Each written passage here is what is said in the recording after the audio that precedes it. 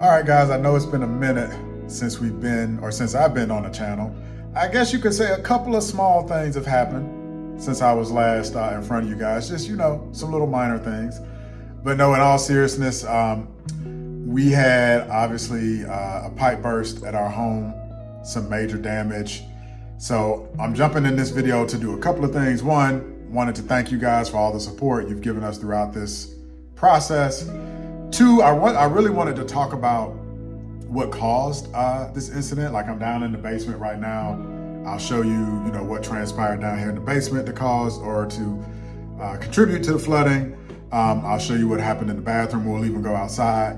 And then three, I wanted to kind of talk about, next steps in this process, how we're going to guide you guys through the process of our rebuild, and really just continue to thank you all for your support as we go through, this whole little adventure life has thrown at us. So I was actually on my way out and I said, you know what, before I head out, let me pick up the camera and walk you guys through some of what's going on before I hit the road here. So I'll show you some stuff again around the house here in terms of what's going on with the flood, what needs to be fixed, and then I'll take you guys in the car with me and we'll talk about it a little bit more once we hit the road. There are primarily three things that led to this horrible leak that we had. I'm going to try to explain them one at a time. The first two are going to be fairly straightforward. The third is going to be a little bit controversial, but I think is the biggest culprit, one of the biggest culprit. But here's the first issue.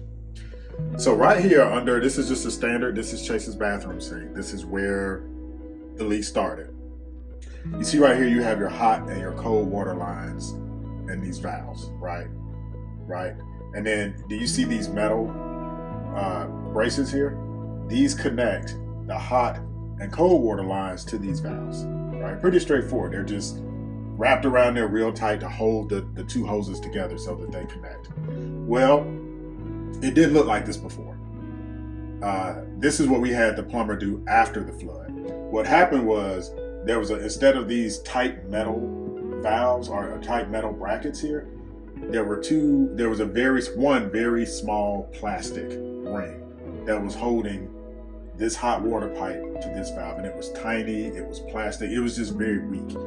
The plumber said, yeah, it was too cold, but it wasn't the best workmanship.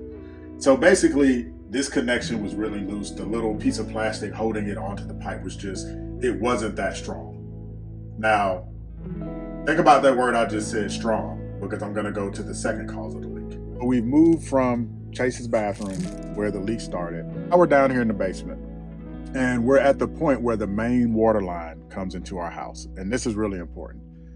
And let me explain to you how city water versus the water that's in your house works, right? Your city water, the water pressure that the city uses to get water to all the homes in your area, is probably around 120 PSI to 145 PSI. PSI stands for pounds per square inch. If you go by, for example, a pressure washer, it's probably going to start at 250 PSI, 300 PSI. So city pressure is 120 PSI to 145 PSI, right?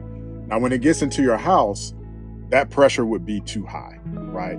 You do not want 120 PSI water pressure or 145 PSI water pressure in your house. We all love to get in the shower and it's like, man, this water pressure feels good.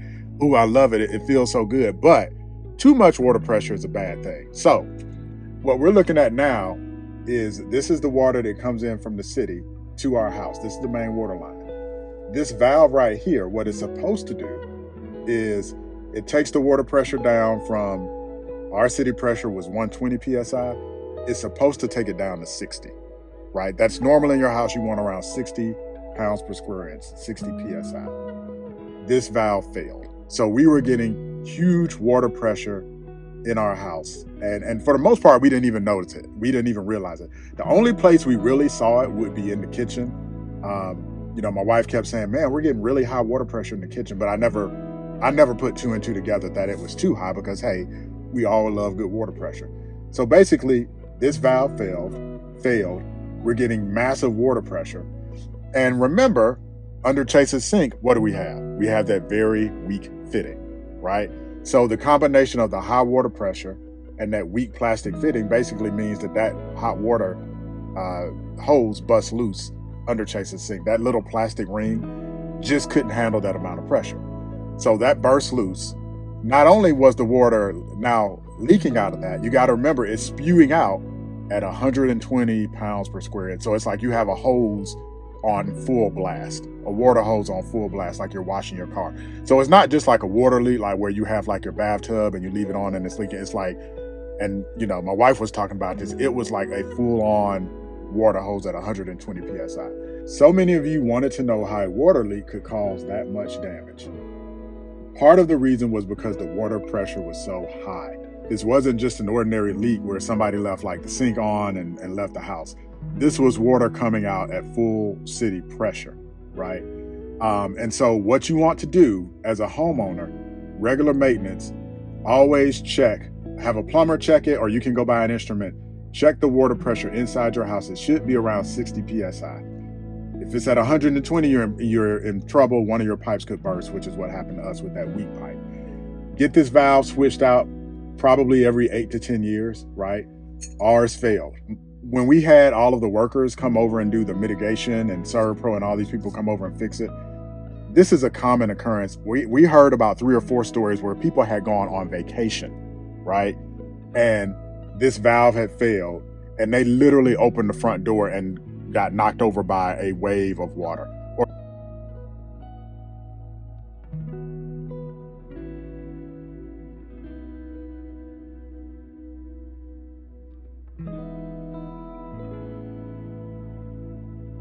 So this only went unnoticed for about 7 to 10 minutes before the water was shut off. That's all it takes. And again, the nightmare scenario is if you're not at home and you're gone for a day or a couple of hours, your home can probably totally flood. Know where your shutoff valve is and make sure you are checking this pressure reduction valve. Have your plumber, maybe even every 5 years, come in and make sure that this valve is good and check your water pressure. After this incident, obviously we had the plumber come in and replace the valve. He also went to every sink and every toilet and got rid of those cheap plastic fittings and replaced them with the much better metal fittings. And he did that for, and I don't know how many sinks we have, like 10 sinks and 5 toilets or whatever. That was about $3,000 in and of itself. And that is not covered by insurance because insurance isn't covering, you know, what caused the flood. They're covering the aftermath. So it's worth it to just have a plumber go in, look under your sink, have a plumber come in, have them look at this valve, have them look at the connections under your sink and make sure it's not plastic, it's good, you know, metal fittings, all the valves are good. Yeah, I think those are the 2 most important things. And then I want to show you a third thing that I think was a mitigating factor. When we were in the house, I talked about 2 things that caused our water leak. The first was the failing pressure reducing valve. The second were those flimsy plastic fittings under our sink. And this is the third possible culprit that might be a little bit controversial.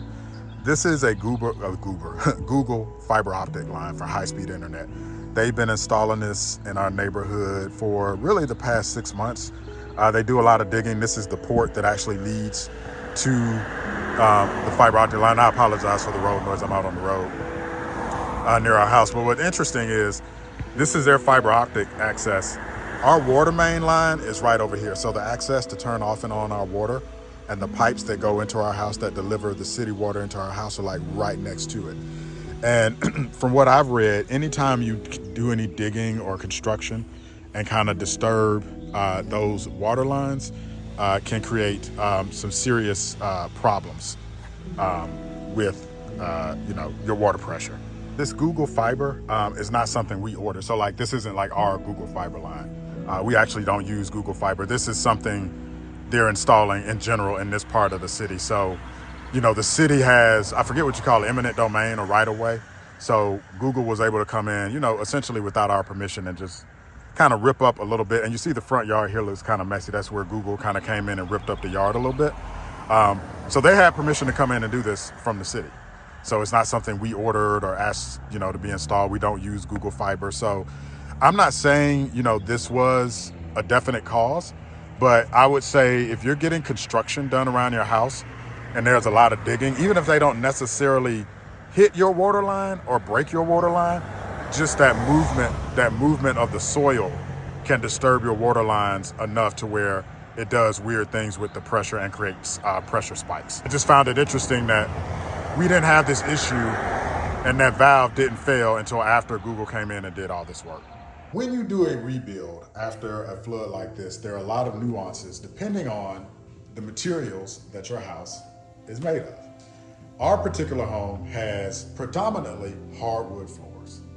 Well, if you know anything about hardwood floors, they are highly affected by water, right? Water, pretty much any standing water destroys a hardwood floor. Now, let's compare hardwood to carpet, right? If we had a carpeted floor and it had gotten flooded, you would simply strip out the carpet, right? Strip out the padding, come in, roll in new carpet. Probably take you 3 or 4 days to do that, right? With hardwood, you have to break up each piece of hardwood, right? You should have seen the crews in here with shovels, just digging up hardwood, cracking it up, breaking it up, right? Any existing hardwood that wasn't damaged, like what you see here in the kitchen, you want to keep that, right? So we've got to keep that. They've got to bring in new hardwood, sand it so it matches the existing hardwood. So basically you're sanding everything to make it all even. Then you got to restain it, and the stain they use is basically toxic. You can't be in the house when they do the toxic stain. It has to sit for like 3 or 4 days before you can put furniture on. So if you compare it to like a carpet situation, putting in new carpet might take, I don't know, in this case, maybe 3 or 4 days. Putting in hardwood for our whole house is probably gonna take about 2 weeks, if I had to estimate based on what they told us. So hardwood is beautiful, but man, she's fickle. Hardwood is a fickle lady. She wants what she wants, and she's gonna make us work to get her back in here. Now that we've addressed the potential things or the definite things that started the flood, I wanted to change topics a little bit and really thank everybody who gave when my wife put out the kind of the bat signal there that, hey, our house is flooding. I think she set up a GoFundMe and something else she did, a Cash App that she sent out where you guys could show support. I didn't ask her to do that. I was actually surprised when she brought it to me. And honestly, when she brought it to me, she was like, hey, I'm gonna do a Cash App and a GoFundMe. I thought about it for a minute, and I will be honest, if this had happened maybe 5 or 6 or 7 years ago, I probably would have said, don't do that, don't worry about it. We got insurance that'll cover it. But I thought about it for a second, and I'm like, my wife is the UnFrumpyMommy, right? That's her brand. She's been on YouTube for, I think, over 10 years now. She's been on YouTube a while. And it's interesting, over those 10 years, right, I've seen YouTube evolve. You've all seen YouTube evolve. When my wife first started, YouTube was it was almost all tutorial based, right? It was how-tos. It was how to sew or how to put together an outfit. Even on our channel, like one of our highest ranking videos is a video where I talk about I think I'm doing something with smoke detectors, how to install smoke detectors or something. So YouTube very much started out as a how-to platform on how to do things. Over the past 10 years, YouTube has really evolved, and I would say it's evolved into 3 things. One, YouTube has very much become a place where you run like a business, right? So like the UnFrumpyMommy, we have the UnFrumpyMommyStore. Right now we're concentrating on wholesale orders, but YouTube became a place for a lot of creators to sell products, right? Whether it's clothing or makeup or hats or whatever, right? So that's one thing that happened. The second thing, a lot of celebrities started their own YouTube channels. I think a lot of celebrities started realizing that, hey, I can get out of this Hollywood grind where I'm having to deal with agents taking all of my money and just start my own YouTube channel. Like I know my wife watches, like I think Nene from Housewives has a new channel, and my wife watches it and it does very well. So I think celebrities. And then the third thing that I'm really going to talk about in terms of this flood is YouTube and social media in general. I shouldn't even say YouTube. Social media in general very much became a paywalled application. And so what do I mean by a paywall application? And I shouldn't say application, a paywall business model, is probably more accurate. What I've seen over the past few years is, and honestly, every year, I'll even put it in terms of YouTubers we watch, because we watch YouTube. We watch YouTubers across all different types of genres, right? Every genre you can imagine we watch. Almost every YouTuber, I'm gonna say 90–95%, probably all of them, has a, you can have a Patreon, they have a membership, they'll flash up a Cash App, a Zelle, a PayPal, whatever. Almost every YouTuber that we watch has some type of system where you can go in and show support by, essentially, it's almost like tipping them, right? Join my PayPal, join my Patreon, buy a membership on my channel. We never did that because we didn't feel like it fit our style of channel. We never put anything behind a paywall where you had to have a Patreon membership. And to be clear, I never had a problem with anybody that did that, right? Hey, get your money how you get it, go do you. It's not, who am I to say if the business model is changing, I'm going to be negative and fight somebody else's business model. Earn how you earn. So, but when this situation arose and my wife said, hey, we've been out here a long time. We've given people a lot of valuable information. They've watched us decorate our home. We've given them a lot of tips and tricks and, really giving away a lot of knowledge and game. So I said, you know what, why not? And here's the thing. The giving was open to everybody. You could watch a video and not give a penny, right? It's not like we said, oh, you can watch the flood video, but you got to go join our Patreon and watch it, behind a Patreon. And I don't even know how Patreon works, but watch it behind a Patreon wall or have a membership. She simply put out the flooding videos. I think she put out 3 of them and said, hey, if you want to help us out, because we're going to have a lot of incidental costs. We'll talk about insurance here in a minute. If you want to help us out, here's a way to give. If you don't want to give, that's fine. But if you want to support, because you've watched the channel for X amount of years, help us out during this time. We do have insurance. We've had the same insurance company for probably 22 years. They've been good. I will say, I've only used them for like minor car accidents, and they've been excellent on the automotive side. This is our first, we had a small homeowners claim a few years back, like 6 years ago. This is our first big homeowners claim. So far, I think they're doing okay. If I had to grade them, I would say I would give them a B. And I just think, this is a slow process. There's a lot of moving parts. Let us know, and I'm not going to put our insurance company out there yet. We'll probably tell you at the end, just depending on how good a job they do. Let us know in the comments if you got any experience with an insurance company, who you used, what you thought of the process, how big a job was it. So far, it's a slow process. It's a lot of paperwork. It's a lot of incidentals. And honestly, that's where a lot of the money that you guys did give help out. ServPro came in, they had a massive crew. ServPro is the cleanup company that came and mitigated and got rid of all the moisture. I'm not lying to y'all. They would probably have 25 people over our house just getting up hardwood and cleaning up and getting rid of the moistures. So a lot of that, all of that money went to kind of tipping them. We bought them pizzas and stuff because they were working hard. The plumbing damage was not covered. So we appreciate, again, the money that you guys gave, because it really helped towards incidentals that insurance will not cover. Where we're at right now in the process is all the water and moisture has been removed. So now we're in the process of the rebuild phase. And that's where you get estimates from contractors.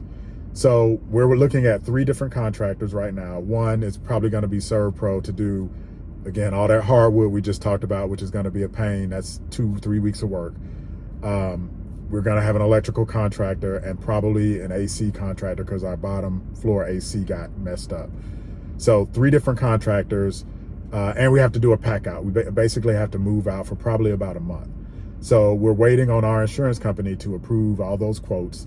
That's going to take about another week of it's just a bunch of paperwork. So luckily we are able to live in the house as is. It's a little bit of a pain, but we're blessed, and we know that. Again, we're blessed to have a home. We're blessed, again, as I said before, that we were at least home when this happened, and we noticed after a few minutes.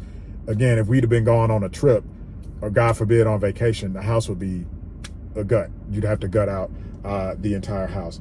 Right now, let me look at the estimates for everything. I got my notes here for what it's going to cost. I think the demo altogether ended up being about, I want to say 20K. The pack out, which is moving us out, is going to be around 27K. The rebuild is going to be about 90K. Plumbing, which we paid for already, was about 3,000. Electrical is going to be about 6,000. AC is going to be probably about 10,000. So you're looking at a good 150K for 30 minutes of water damage. Oh, a lot of you guys were asking too, like you guys were amazed that water caused that much damage. Two things. One, water, you would be surprised. Like years ago, I was doing something, I was fixing a Chase's bathtub, and I had a small leak on one of his bathtub handles, and it got behind the wall, and I'm on the 3rd floor. The leak went all the way down to the basement. It was very small, but you could see it in the drywall all the way down on the 3rd floor, and that was a tiny leak. Water's just a bastard. Water, when it gets into stuff, it goes where it wants to go. So that's one. And then two, you got to remember, this was a very high pressure water leak, right? It wasn't just a bathtub overflowing. This was water coming out at 120 PSI. So it did massive, massive damage. Water just creeps and gets into everything. So I know that was a good question. I can appreciate that you guys asked that question. I think I want to close out and say, we appreciate those of you that gave. Again, I think it is part of the status quo of social media now. Even if, I know you could say, well, we are blessed and we are fortunate even with all this, right? But it was more of showing support, right? Again, I think I've seen other YouTubers, social media people, they get support through even like somebody's birthday. They'll throw up a Cash App. Hey, send my husband something for his birthday on the Cash App, or here's my PO box if you want to send us something, right? We never did that.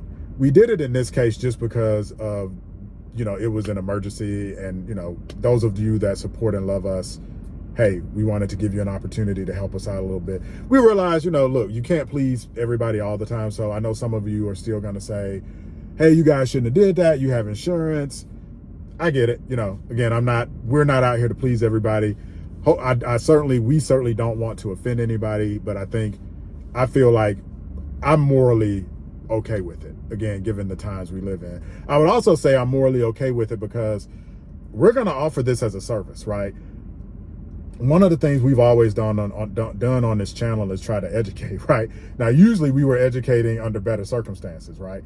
So now you guys get to follow through our education of not a total rebuild of our house, but we're going to walk you through the process. We're going to walk you through, the rebuild, getting the plumbing redone, getting the AC, dealing with the insurance company, right? We're going to have a lot of videos, and I haven't seen a lot of this on YouTube. I'm sure it's out there, but you're going to get your money's worth.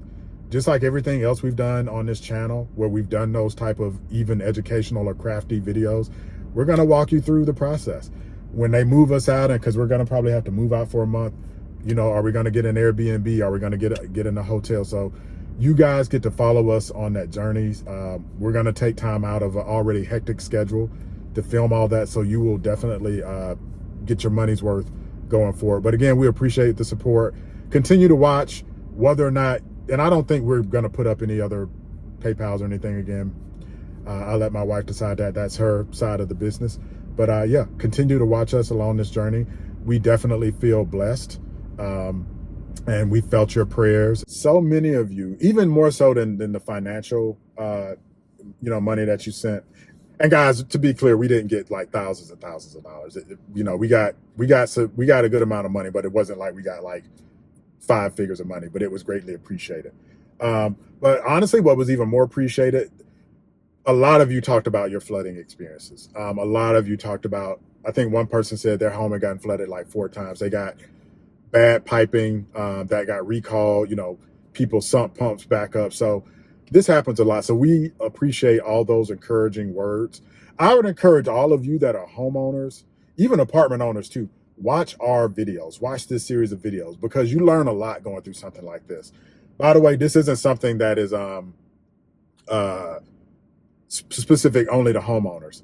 I asked the ServPro guys as they were cleaning up, because they all have great stories. I was like, well, what's the biggest cleanup job you've ever done? And they said the biggest cleanup job they'd ever did was actually an apartment complex where the sprinkler system, I think it froze or something, and it basically flooded out the entire apartment complex.